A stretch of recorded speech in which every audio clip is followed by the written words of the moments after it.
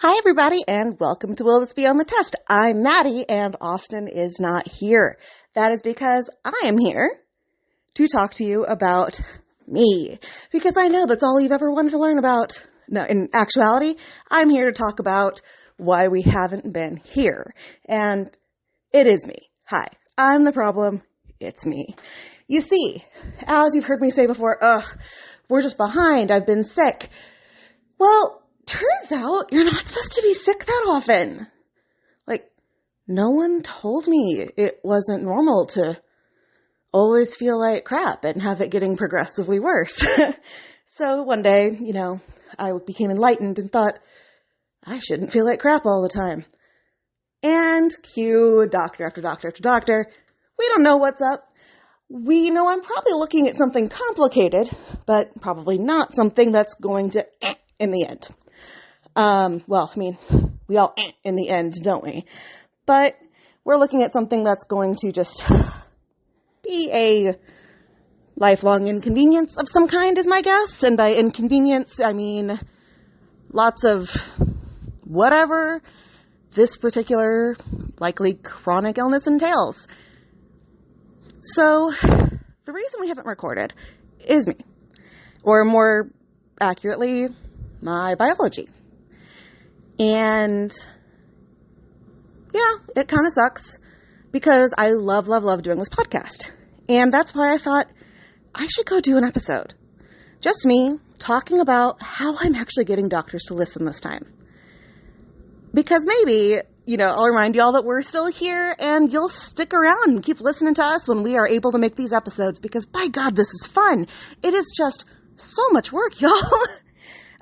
Each episode takes hours of work followed by, hours of editing and, panic. This is actually going to be a pretty rough cut because I'm just recording directly into my phone and I do not plan to edit this. So if you hear lots more breaths and ums and uhs and all that, that's because I do not have the energy for more than this. See, I still work a full-time job. I still freelance. I still do all the stuff I gotta do. Plus, oh goodness, I'm probably averaging at least one doctor visit a week right now. I've had weeks where I've been to the doctor 2 or 3 times in a day, different doctors, and it sounds like a lot, because it is a lot. And the doctor's office visits are not, the time sucks as much as you think, though. It's getting them arranged and getting everything around them arranged because by God, you got a whole life, a whole schedule. And so I spend part of my days dealing with all of that and part of my days at doctor's appointments. And then I spend, most of my days working and I spend my days freelancing. And that just means I don't have a ton of time or energy to sit and record. I am more likely to have, and I do have, research done. And between that and, Austin also has a schedule that is not in perfect accordance with mine. What a selfish bastard. It's hard to sit down and actually make the recordings, but we do plan on continuing to do that. Like I said, I'm going to talk to you about why and how I'm getting doctors to listen to me.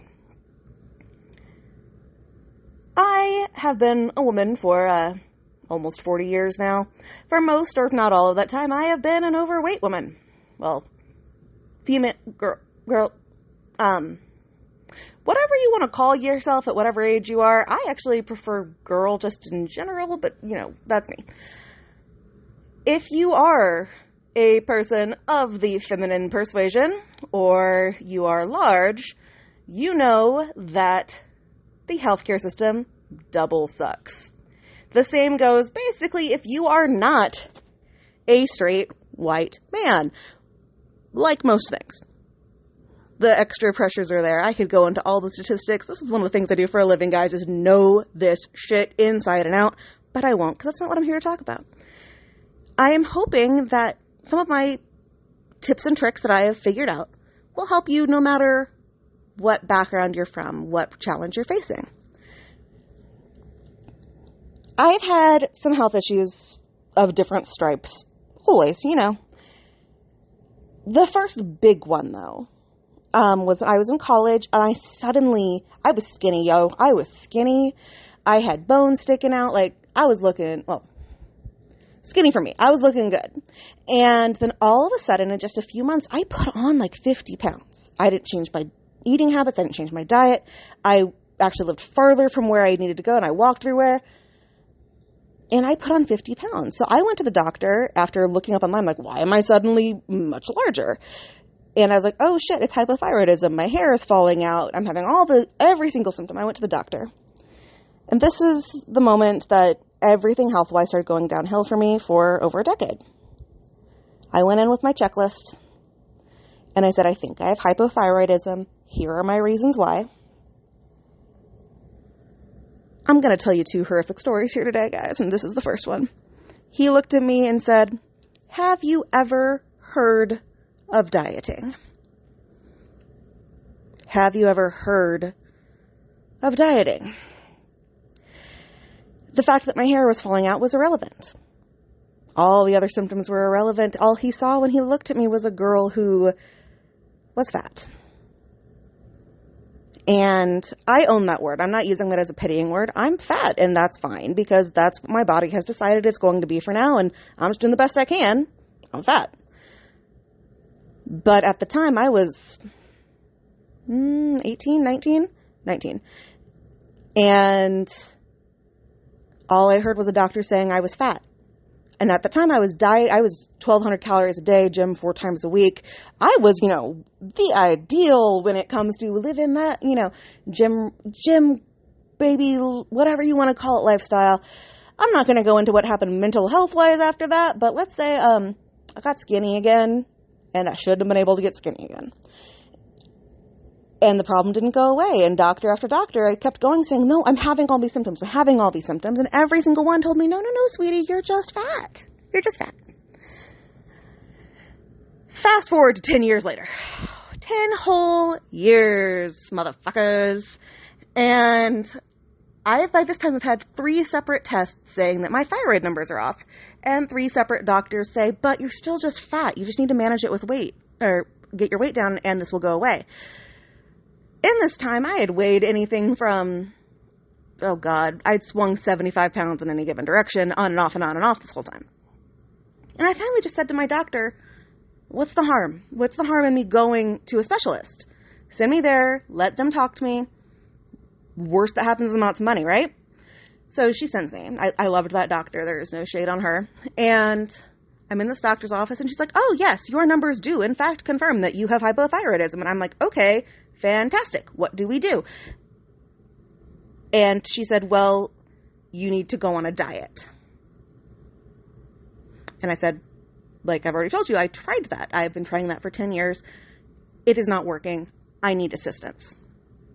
And here's the other horrible part of the story, guys. This specialist, this person who specifically works in this field, who works with endocrine disorders, says, and I quote, you're not worth treating because you're not trying to get pregnant.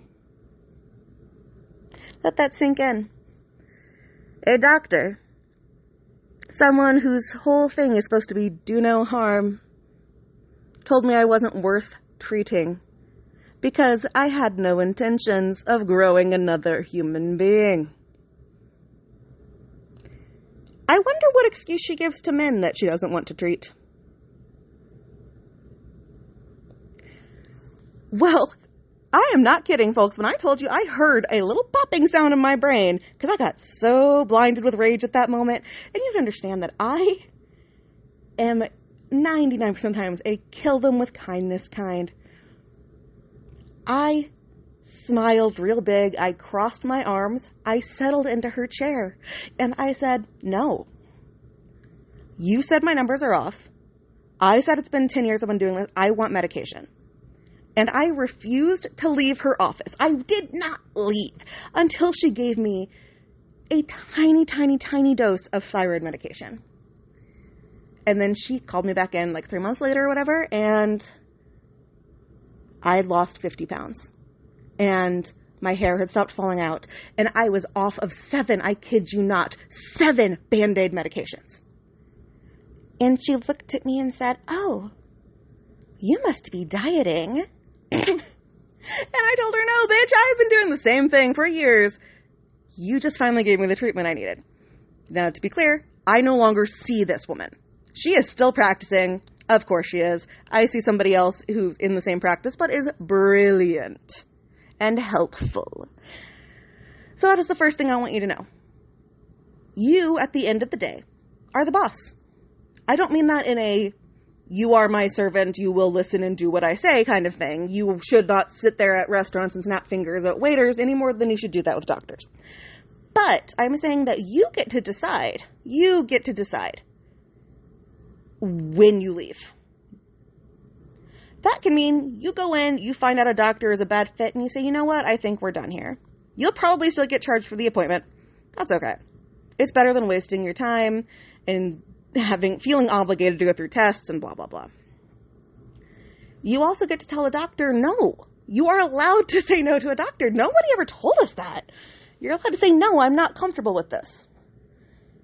And I learned that just because of one moment where I got so angry. I got so angry. But if you go in knowing that you have the right to have a say in your own life, you may not have to get angry. The big change I have made this time around, because I've had a whole lot of, and I hate the word, you all know this, trauma related to dealing with people in the medical profession. And it's one of those, like, ironic things, because I have so much respect for doctors and nurses, but by God, I'm scared of them. And I get really bad white coat, blood pressure, the whole nine. But this time I was like, it comes down to the problems I've had have all been, I don't feel like I'm being heard. I don't feel like I'm being heard. They just look at me and they see fat. That's it. So I tell them ahead of time, if I can, or if not, I tell them the moment I see them. My number one fear with doctors is not being heard. I need to be heard. Even if we don't agree, I need to feel like you have heard me out. And you are welcome to tell me I'm wrong. I just need to know why. Now, I do this in a couple of different ways. If I'm able to reach out ahead of time, I actually contact them via their patient portal or an email and say, can you pass this message on? Can you let the doctor know that A, my biggest fear is not being heard and I really need to be heard out, and B, I do not want to focus on my weight unless it is directly related to the issue at hand. And I also say, if this doctor feels they are not a good fit for me, just let me know and I will schedule with somebody else. I am not saying this person is a bad doctor. I am saying that they are not the right doctor for me, and they deserve to take that time for a patient they are right for, just like I deserve to take the time to see a doctor who's right for me. I've had one doctor cancel. One doctor say, nope, we're not a good fit. And you know what? That's fine. I'm not going to go on the internet and give them a bad review because they did what I asked. I've had a couple acknowledge that they didn't indeed receive the note. I've had a couple not say anything, but it was pretty clear that they either were just the type to listen or they were the type to they had read the note. If I can't get that ahead of time, that's where the packet comes in. This is the biggest thing I want you all to take away, is the packet. So, if you're dealing with the modern healthcare industry, you know that you have access to all of your records 24 hours a day, 7 days a week on the internet. Chances are, though, they are on 27 different portals because each doctor's office and hospital system and everything else uses their own. And then your health insurance company has a completely separate one. Nobody is talking to each other, right? Well, that just means you have to do it for you. And it sucks, and it's time-consuming, and it's 10,000% worth it. I have a document. It started off as 3 pages. It's at 6 or 7 now. In this document, I have everything a doctor is going to ever ask me about and more. Because you know how it goes. When you're at the doctor's office and you're filling out that paperwork for the 10 billionth time, you are going to leave out the one thing that would tie it all together. Also, dear Lord, why do I fill out the same paperwork over and over and over for the exact same doctor visit? I don't know. But I've got it all in this document. So, this document, I at the top put a note saying my name, the date, and the fact that I am afraid to be there. And yes, I am that blunt. I say, I am afraid to be meeting with you today. This is for new doctors. I am afraid to be here because in the past I have had issues with being not heard. It has increased a lot of my anxiety with coming to the doctor. You will likely see a high blood pressure with me. Please let me be heard And if after reading this you feel we are not a good fit, I'll leave you to your day. And I actually had a doctor, the first one, oh my God, I love her. She walked in, and I'd handed this to the front desk. They had not had this before. And she walked in, and I kind of look at her, and she looks at me, and she goes, all right, I saw your note. Let's get going. Because that is a professional. That is a good doctor. I love her. She's a specialist who I believe has saved my ass big time. Now, then there's the rest of the packet, though. This is the meat. I have every single symptom. Every single one. But I don't just have them all willy-nilly. I wrote them all out for myself. And then I figured out which type of specialist or body system they're related to. And then I divided them up like that. Now, I did not go through and try to make myself sound super smart and sciencey. Like, for one thing, I get these electrical shock feelings. Now, I know those are seizure symptoms. I also know they could be something else. So I don't write seizure symptoms. I write electric shock feelings causing limbs to jump. Also, guys, that's not normal, it turns out. Like, the whole restless legs thing is not supposed to be that severe. So I have that, under neurology. Because my brain is misfiring something to my limbs. Or if I'm having digestive issues, that goes under gastro. So on and so forth. And if you don't know where something goes, that's what your miscellaneous section is for. Because you are not the doctor. You do not have to know everything. The key here, though, is when you are researching your symptoms to figure out where to put them, do not rabbit hole. And that is coming from somebody who is the queen of rabbit holing. Do not rabbit hole. You will end up diagnosing yourself with 3,000 different things, coming up with all kinds of symptoms you did not have in the first place. Start with your list. Categorize your list. Do not create a new list. Now that you have that done, you are going to add every single medication you are currently on. I do this in a table. My table is name of medication, both the generic and the brand name, the dosage I'm taking, the time of day I take it, and why I take it. This is a table. And then I do the exact same thing for over-the-counter supplements. And honestly, guys, did you know that vitamins work? I was real bad at the whole vitamin thing. When I say my hair is growing so fast and I feel so much better just by changing my vitamin regimen, oh boy, I cannot even tell you. And when they say they want to know everything, they mean even like ibuprofen. If you take ibuprofen with some regularity, put that on there because turns out that I needed to go off of ibuprofen. Yeah, I did see a kidney specialist. Kidneys are looking good. But he's like, yeah, you're taking too much ibuprofen. Chill out. So, yeah, put down everything, even if you think it's stupid. I've had doctors asking questions about eye drops. There's no wrong answer. Then, after your medications, you are going to put your history, your surgical history, your major illness history. You can put this in any order you want. This is the order I have them in. Your history, and then your family history. Put down as much detail as you can. You might know very little. You might say, oh, someone somewhere had something that they told me about. That's fine. Put down what you know because these doctors, they went to school for like 1 billion years and spent $3 million and they should kind of be able to piece together what you're trying to say. And if they can't, they know someone who can. And then test results. Put those lab results on there. Here's the thing, guys. Because these doctors' offices don't talk, they don't know what your most recent lab results are. And you might be beating, if you were even able to get your records sent over, you might be beating them to the office. So, attach them. Have your most recent, I think I've got 3 years worth on there of different things. And then I just, replace them. I update them. Because you don't want to get 3 different blood tests in a week if you don't have to, because at the end of the week, you will feel like you have no blood left. Not that I know anything about that. And you also don't have to waste the money on having tests you just had done.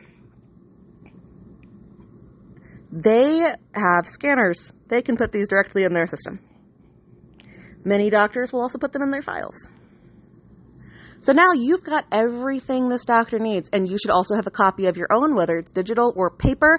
I learned the hard way recently that you need to have a paper copy if you are going to go in for any kind of hospital procedure, because I didn't think to print one off before I went to a hospital procedure. My doctor already had it. And then they were asking me questions. I'm like, shit, that was on my document, and was not allowed to bring my phone back. So paper is always a good idea to have. All right, so the document. The other thing it has are photos. You know how it is, like, you're feeling like crap, and then the day you go to the doctor, you feel fine, and then the next day you're back feeling like crap. It always seems to work that way. Or if you've got a rash that just won't go away, well, it's fine the day you go to the doctor, and then it comes back. Take a picture of the rash. Put it in the document. Put a date on it. Every time you notice that rash, or an excessive bruise, or psoriasis in your nails, or you have part of your face drooping, anything that's weird that you want, that if you had the ability at that second to show a doctor, you'd show them, take a picture, put it in the document. Nothing fancy. I just have it in a Word document. I learned that one actually from a doctor who said, man, I wish I could actually see these things because I believe my patients, but I can't do something about a problem I don't see. So I had like a stroke thing a few years ago, not a stroke, but a stroke thing. And I was worried that I would not make it to the doctor while my face was still paralyzed. So I took pictures, and sure enough, by the time I got to her, my face was partially better and she got to see the extent of it. Which meant I got tests, because even though they're not seeing exactly what happened, they are seeing how bad it got. All right. So that's the packet.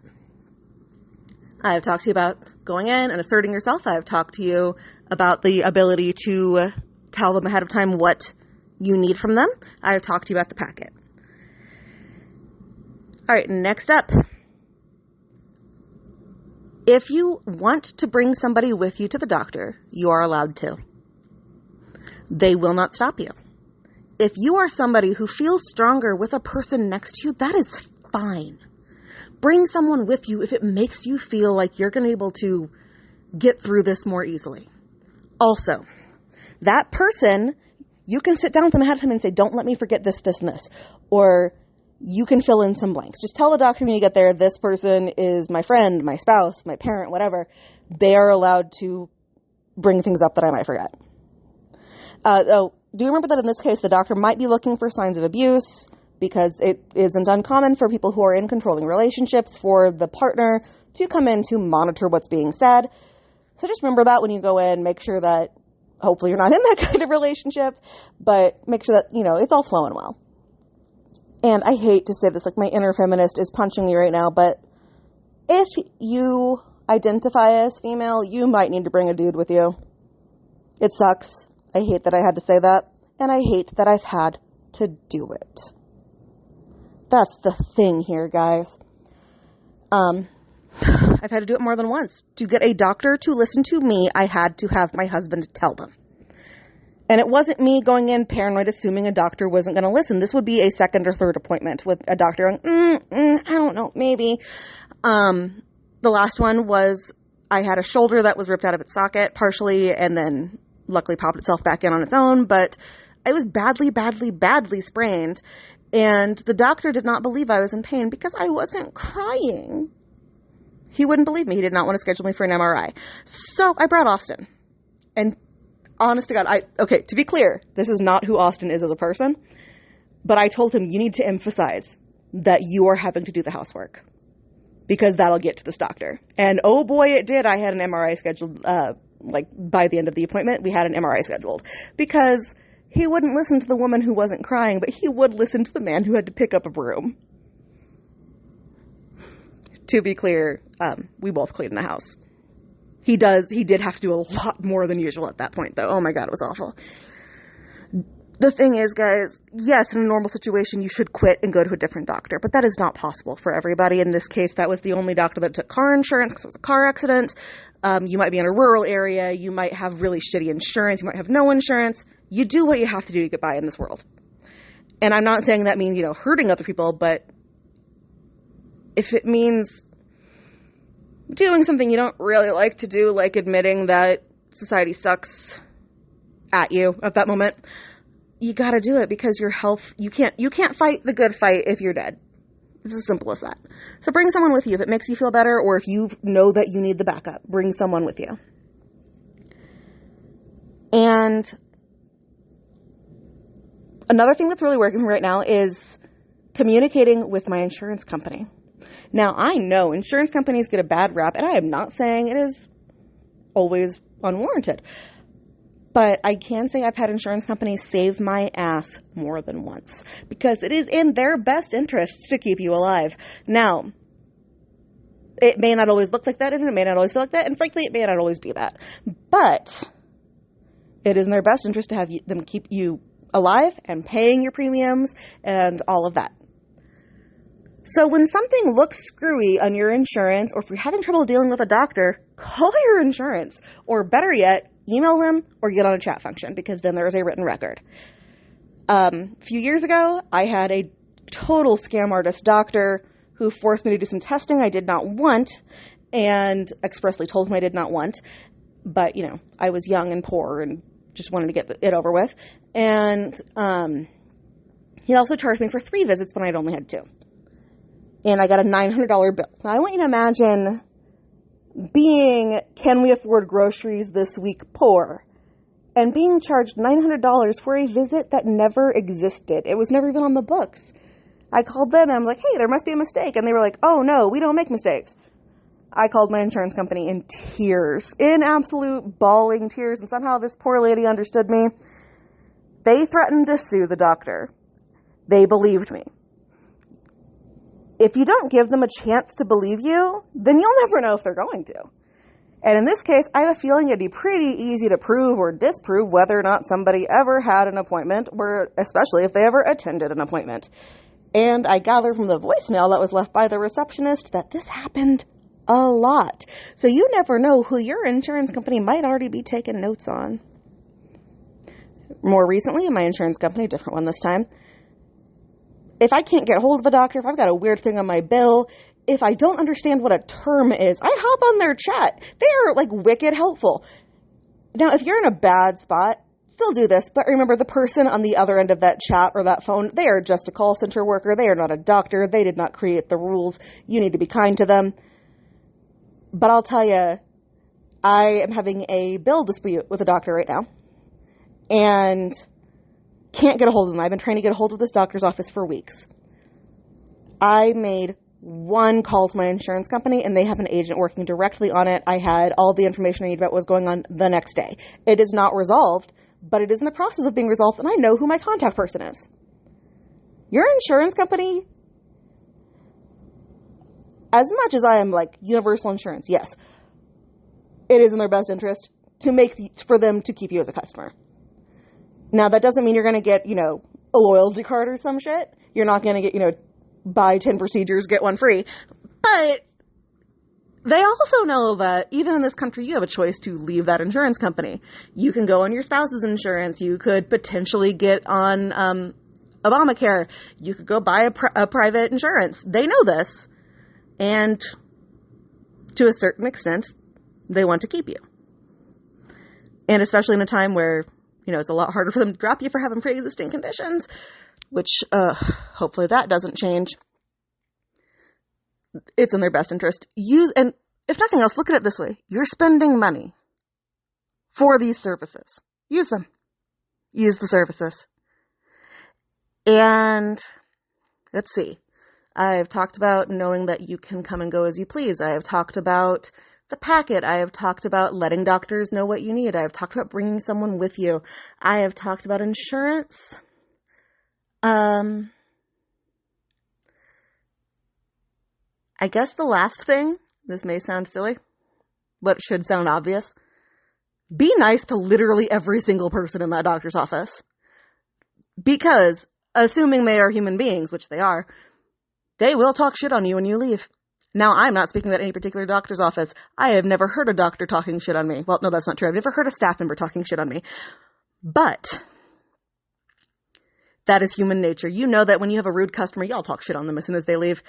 You do not want that secretary to dislike you. They are going to be much more willing to help you if you are the nice person. I have, emailed back and forth a billion times with a certain receptionist at one doctor's office, and she is so kind. And the thing is, I made a point of reaching out to her. I made a point of knowing her when I walked in. And it wasn't that whole creepy, oh, hello, I know your name, I own you. It was just, hey, you're the one I was talking to. Thank you so much. And she actually said, like, when you get here, ask specifically for me because I know what's up. And she advocated for me with the doctor. Be nice to literally everybody in that office. You never know who the doctor's favorite is, and you want to be the doctor's favorite too. Not saying that they will give you poor treatment. I'm not saying they'll give you less treatment. I'm just saying it'll be a whole lot easier. And also, it's just the right thing to do. All right. So hopefully some of that was helpful. And at the end of the day, guys, it's a shit system. It is. It's a system that, if you're real sick, it does not set you up for success. And if you have a whole lot of anxiety like I do, you're going to sit there a lot of time wondering, why don't they have online submission forms and request forms? And why can't I call and leave a message for a call back after hours? Why do I have to call during work hours when I have a job? It is stressful. And it is hard, and I'm not going to sit here and pretend that because things are working for me a little bit, that they are going to work for you. Oh, that is the last thing. Know what you're talking about. I don't mean do Dr. Google. I mean go in and say, this is what I want. This is what I want. Here is why. I'm not saying to self-diagnose. That is a different thing. That said, you'd be amazed at how often people are right and doctors are wrong. Because remember, doctors have dozens of patients. You have one you. It is not them being bad at their jobs. It is you knowing you, them seeing you for 20 minutes. That's a very different thing. And yes, there are shit doctors, but there are also shit patients. So, you know. But if you go in and you're like, God, I'm tired all the time. And, you know, I feel just worn out and blah, blah, blah. And you kind of like, I feel like something's wrong with my iron levels. Tell them you want your iron tested. And if they're like, well, I don't think you need it, just tell them I want the test. Now, people tell you to get, like, if you're on TikTok or whatever, people will tell you to get forceful and aggressive and be like threatening and make them sign things. Now, you can do all of that if you want, but usually a simple why. Why can't I do that? Why shouldn't I do that? What's the harm in me doing that? Some doctors will still say no, but they should give you a reason. For instance, I'm dealing, like I said, with that cost issue. The doctor should have refused this test. Now, I did not ask for this test. They told me I needed this test. Turns out this is not a test that is typically given, and it is considered experimental. Per my insurance, I was supposed to sign something saying I understood this was experimental and not deemed medically necessary by them. Well, I didn't sign anything. That's the dispute that's going on. A good doctor, if you said, I want this test, and they say no, and you say why, they could say something like, your insurance company will deem this experimental unless I run this other test or eliminate this other thing first. If I run the test, it will cost you $600, and there's nothing I can do about it. Wouldn't you rather hear that? I would. And in that same vein, always be open to being wrong. I started this whole process by going into a doctor and saying, hey, I think I have X diagnosis, and I was wrong, and I am so happy about it. Because that was actually a scary one. And, you know, I was wrong, and I told her up front, I don't mind being wrong, I just need to know why I'm wrong. And so she explained to me, she sat there, she gave extra time, sat there, went through my test results with me. She explained to me why they didn't line up with that, why they might line up with something else, and it was awesome. Be ready to be wrong and tell the doctor you're ready to be wrong.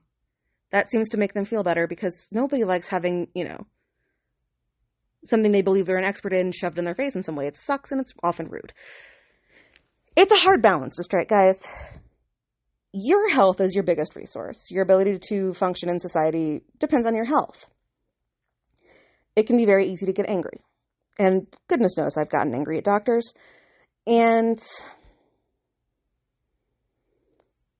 the thing is, though, they're not trying to hurt you. Most of them. There are shit doctors, just like there are shit people. Well, doctors are people. You know what I'm saying. A good doctor will know that you're coming in, you're stressed, you're scared, whatever. They will know how to mediate the situation, but they might be stressed and scared as well. They might have other stuff going on. And honestly, you'll feel a lot shittier if you go in acting shitty. And, you know, when you feel like crap all the time, it's kind of funny. And I know some of you are sitting there going, how is that funny? It's just so fucking weird, right? Like, everybody else is walking around being all normal, and you're over here going, hi, I'm an anomaly. Nobody knows what's happening. It's kind of funny. The pain part is not funny. The feeling crap part is not funny, but conceptually, it's kind of funny.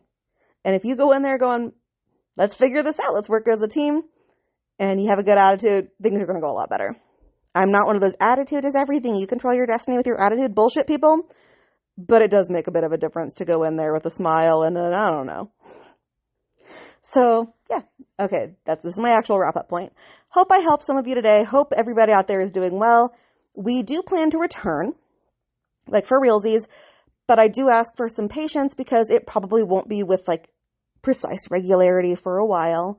And I do have a couple of other projects that are on the back burner, potentially in the works, that are less time intensive, but still fun because I really do love podcasting. I'm having a lot of fun with it. So I hope this helped y'all a little bit. I hope you all are having a good day, and class dismissed.